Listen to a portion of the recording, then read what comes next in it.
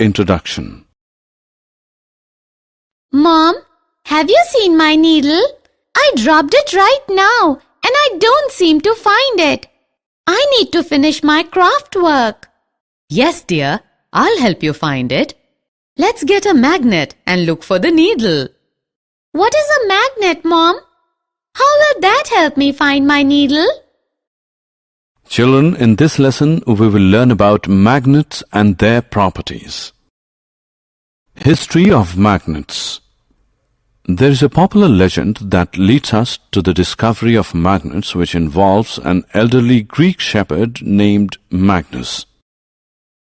It says that Magnus was herding his sheep in an area of northern Greece called Magnesia about 4,000 years ago. Suddenly, the metal tip of his stick became firmly stuck to a large black rock on which he was sitting. To find the source of attraction, he dug up the earth to find magnetite, a natural magnetic material. This type of rock was subsequently named magnetite, which was named after Magnus himself. Origin of magnets.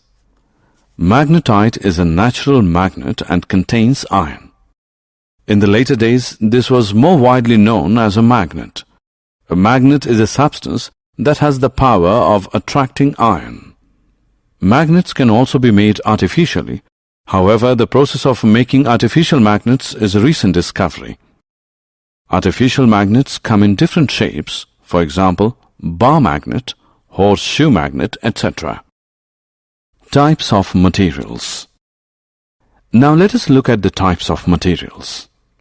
Materials that are attracted by magnets are called magnetic materials.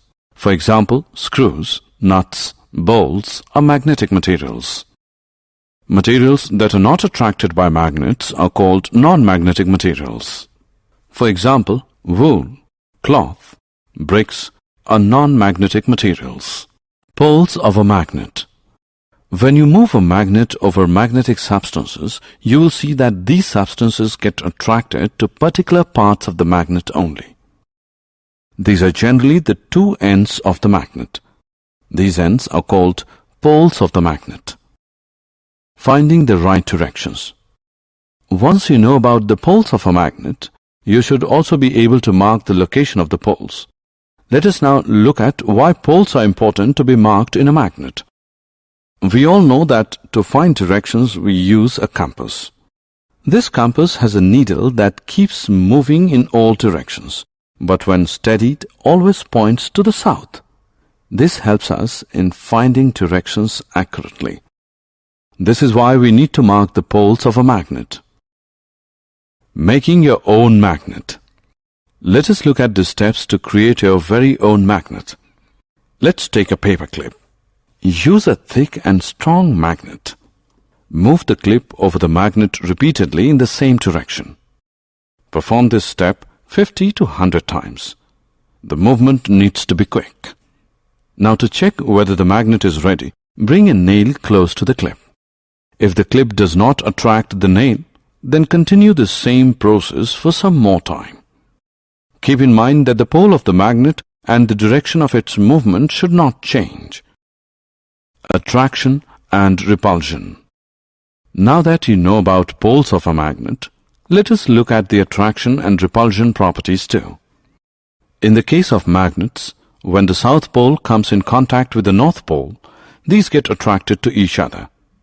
This is better known as opposite poles attracting each other.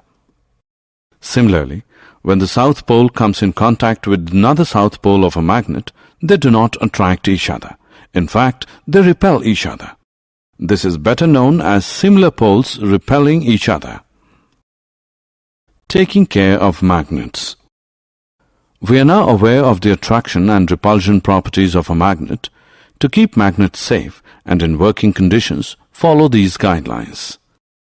Do not heat, hammer, or drop magnets from a height.